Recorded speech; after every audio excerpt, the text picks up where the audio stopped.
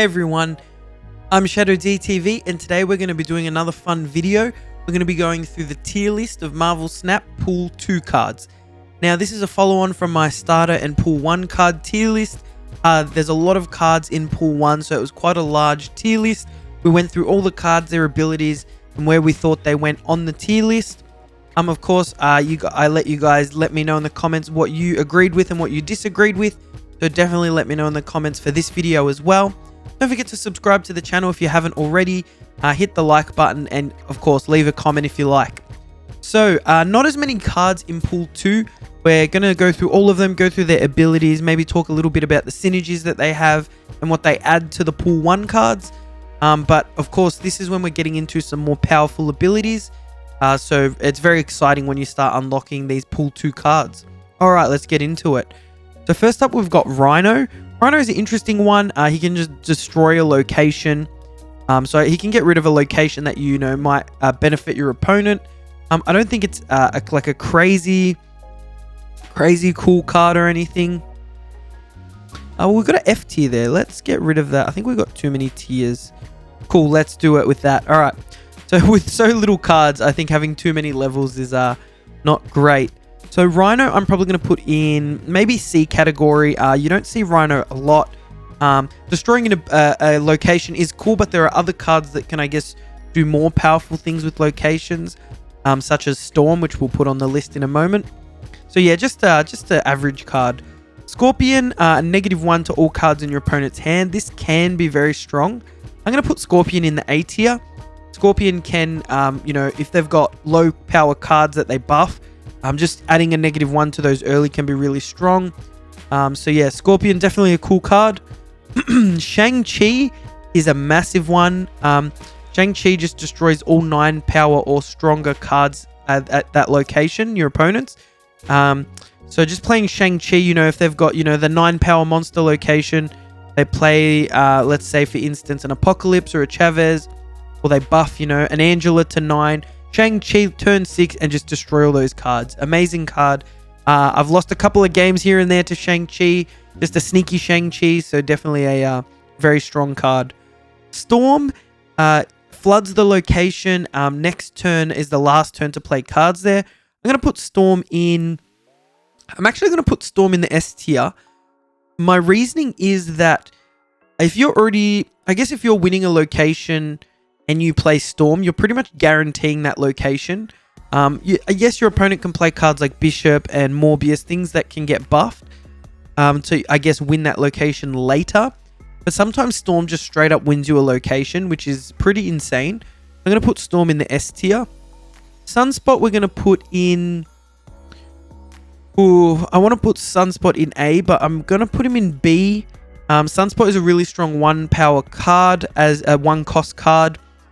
Every turn your unspent energy goes to Sunspot's power. So especially in decks where you're playing a lot of high power cards, there's some turns that you're not playing cards. Sunspot can get like a decent size. Probably one of the better 1 cost cards in the game. But we're just going to put it at B tier purely because it doesn't work in every single deck. Now Swarm is a tough one as it can really only be played in a discard deck. I'm going to put Swarm as A tier though, purely because the synergies you can create with Swarm is pretty insane.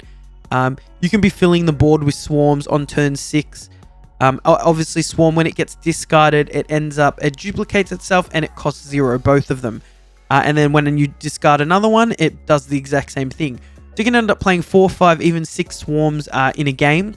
And especially if you can get them buffed with things like Okoye and Nakia, you can end up with really powerful Swarms just flooding the board.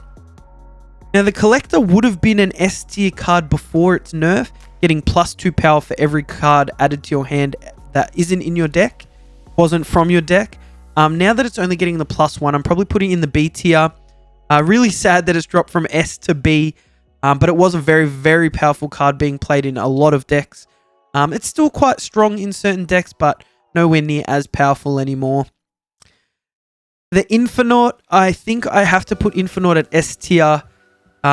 It's an interesting card. You can't play any cards the turn before you play it, but then you are playing a 20 power card, which is pretty insane. There is some crazy synergies with, for instance, the location where cards cost 1 less. Turn 4 you play nothing, turn 5 you play the Infinite, and then still have turn 6 to play cards. Absolutely insane. So definitely a S tier card in my opinion. It has some, it can't be played in every deck. Oh, pardon me, it is absolutely freezing in Australia. I really need to crank this heater up. I had the same issue in the last video, just really cold. I should wear a jumper, hey? Yeah, probably throw a jumper on next time. So the Infinite, yes, it can't be played in every deck, which would be like an argument for A tier, but I think it's just so strong that I'm going to give it an S tier rating as well. I think Vision almost goes in S tier as well. I'm going to put Vision in S tier. Most of these cards just have S tier, delete the other tiers. The reason is Vision being a 7 power card and just being able to move it anywhere, kind of crazy. Like last turn, it's hard to predict where this card's going to go, and you've also freeing up a spot to play another massive card, for instance. Again, it can't be played in every deck, so maybe I should put an A tier. Let's just put an A tier at the upper end of A tier. All right, Vulture. I'm gonna put. I want to put Vulture in. I'm gonna put Vulture in B tier, probably the upper end of B. It's a very strong card. It gets +5 power every time it moves. In a move deck, this can get to like +20 quite easily. 20 plus, sorry. So it is quite a strong card. I probably almost want to put it in A tier, but because it's lack of use in a lot of other decks, I'm going to put it in B tier. Bucky Barnes B as well for the same reason. When Bucky dies, you get a 6 power Winter Soldier in its place. Great in destroy decks. Really can help strengthen the destroy deck at pool 2, but otherwise not really useful in other decks. Morbius is probably the same reasoning. Morbius gets +2 power for each discarded card in the game. Great in discard decks, really strong, but otherwise not too crazy. Sabretooth. I am racking my brain on what Sabretooth does. Sabretooth is the card... Okay, sorry. I think it's when it's destroyed, it goes back to hand with 0 power. Yes, I'm almost sure that's what Sabretooth is. So again, like, fine in a destroy deck. Can add it back to hand, power up things like Carnage. Carnage can play, get the +2, and then you can play Sabretooth still. So good card, but probably B tier again for its lack of use in other decks.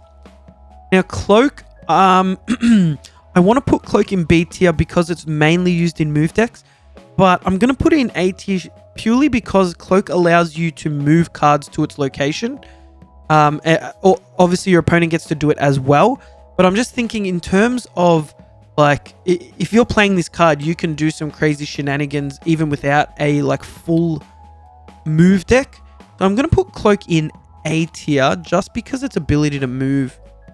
I guess it can really throw off your opponent. They now have to think about what you're going to move there. So we'll put it at the lower end of A tier, I think.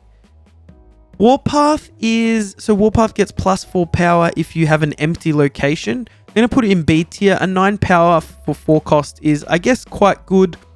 It's essentially like the opposite of Namor. Namor is you play it at a location and gets 10 power if there's no other cards there. Warpath is you want a location with no cards there. So it's kind of like a weird sort of similar ability, but in a different scenario. I'm going to put it as B tier. Purely because you're probably not playing this in every deck. If you're filling the board, trying to win, fighting for all 3 locations, Warpath is not going to be very useful. Agent 13, probably B tier as well. Adds a random card to your hand, which is an interesting ability. Works well in like a Dino deck, decks where you want lots of cards in hand, but you can also end up with just a really strong card in your hand for the situation. I'm going to put it in B tier just because it's random. You could get a really bad card as well. So yeah, B tier. Ebony Maw is... it's now a 7 power card actually. So this is an old image. So Ebony Maw is a 7 power. You can't play it after turn 3 and you can no longer play cards there. It's an interesting card. It can win locations on its own. But if you're playing it as before turn 3, your opponent's going to have time to think about what they want to do. I think it's a fine card. It's not bad. It's not just amazing. So we'll put that in B tier. Hobgoblin is an interesting one. It's a -8, but it goes to your opponent's side. So on reveal, so pretty crazy. I'm probably going to put it in A tier.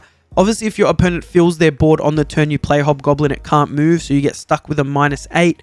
You do have to be smart with your placement of Hobgoblin.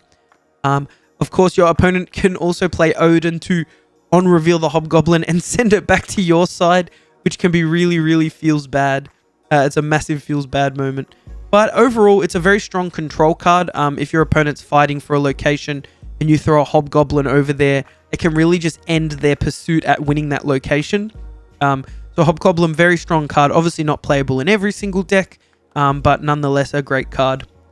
Now, Iceman, it increased the costs of an opponent's card in hand by 1. I'm going to put it in like the lower end of A tier. And the reason for this is, I mean, if you play Iceman and you make their 6 cost card, you make their Infinite cost 7, all of a sudden that card is no longer being played this game. Oh, sorry, no, that's completely incorrect. Iceman, it can't go above 6 cost. Sorry. So Iceman, I guess like you're buffing a card, you're nerfing a card by making it cost 1 more. So I guess if they are playing on curve and now all of a sudden the card they were going to play on turn 4 costs 5, now all of a sudden they're not playing card turn 4. So it can be quite strong. It's the lower end of A tier. I mean, it's not doing anything crazy, but it can really just stop your opponent's plan in its tracks. Again, it is a random card in their hand, so it's not always going to hit the right card. Yeah, just like the lower end of A tier, I guess. It's a good 1-drop. Jubilee, I'm going to put in S tier. Jubilee's ability is actually really, really strong. It is only 1 power, but on reveal, it takes a card from your deck and plays it at the location. This is really strong with decks with a lot of high-powered cards. So Jubilee pulling out something like the Infinite is absolutely insane. You can pull things out like Odin, which would reactivate Jubilee's ability and pull another card out. So you can really like fill an entire location with Jubilee on turn 4, which then gives you time on turn 5 and 6 to fight for the other locations. It can also be really feels bad when Jubilee pulls out a really low-powered card, but generally you're avoiding that by playing a lot of high-powered cards in a Jubilee deck. It could go in A tier because it can't be played in every deck, but I just think its ability is so powerful that being able to play an Infinite on turn 4 is just absolutely insane. And Jubilee can do it, I guess, semi-consistently with the right deck. Now, Leech, I'm going to put in A tier. Leech, it removes all abilities from cards in your opponent's hand. If you've got an opponent with like an Apocalypse in hand, they're trying to discard it to buff it, a Swarm. If Leech just deletes those abilities, the deck becomes completely useless. And of course, just removing abilities from any of these cards from your opponent's hand just makes them, if you remove Jubilee's ability, it's now a 4-cost 1-power card, which is absolutely awful. So Leech can be really, really powerful against certain decks. And overall, just removing abilities is quite strong. Of course, being 5 power, a 5 cost, you're really only affecting the last turn. So not crazy. If they're playing Jubilee turn 4, Leech isn't blocking that. If they were holding out for a last turn Infinite, well, actually, no, it wouldn't even work on Infinite. Removing Infinite's ability would be a good thing. And see, that's the thing. Like, removing abilities sometimes is not going to always matter. Like something like the Infinite, removing its ability doesn't really affect it. It's still going to get that 20 power. It's going to be played. And there's a lot of other cards like that are just high-powered cards. Things like Ebony Maw, blocking its ability is fine. You're just going to be able to play it normally. So it can be hit and miss with Leech. So we'll just put it at the lower end of A tier. Now, Nakia used to be extremely broken. It would have been S tier before the nerf. It used to give all cards in hand plus 2 power. It's now only giving 2 cards in hand plus 2 power. So definitely put it in A tier now. Still a strong ability, but nowhere near as heavily played. Probably the lower end of A tier. You're not going to find it in as many decks as it used to be. Still an overall good card, but I find myself not playing it anywhere near as much as I used to. And Okoye is probably also A tier. It's 2 cost for 1 power, which is kind of average. Not great, but you're adding plus 1 power to all cards in deck. If you're drawing a lot of cards with your deck, or you've got some I guess, some weaker cards that Okoye is buffing. You know, they've got good abilities, but their power's not amazing. You can kind of just get over the line, I guess, to win a location with these little buffs. And it can be quite strong with cards like Swarm. Getting Swarm to 4 power instead of 3, and then, you know, playing 4 or 5 of them in a turn is better than playing, I guess, a 3 power Swarm. So, guys, that is the tier list for our Pool 2 cards. Of course, we've got a lot stronger cards in this selection here. Obviously, we didn't end up with any D cards, which is a good thing to know. As you're leveling up, you're getting stronger cards, more usable cards. Rhino is probably the worst of the cards that we've shown here. And its ability is not even that bad. Getting rid of a bad location is, you know, still a pretty good ability. It's just the weakest, probably, of all the abilities showcased here. Nothing in the bottom tier, which is really cool to see, in my opinion. Let me know in the comments if you think one of these cards should be in the bottom tier. If you think it's absolutely awful, let us know. Guys, thanks so much for watching. Don't forget to subscribe to the channel. And I'll catch you in the next video. Hopefully, we'll get to the Pool 3 cards soon. I'm still trying to unlock and play with them all, so that video might not be you know, in the near future, but I'll definitely be doing it when I feel that I've experienced the cards enough to have an opinion on a tier list. You know, I could make a tier list now just with, you know, reading the ability, but I feel like it makes a lot more sense if I've actually experienced the cards, played with them, played against them, etc. But we'll definitely get to that. Guys, stay tuned for more content, and I'll catch you in the next video. Peace out.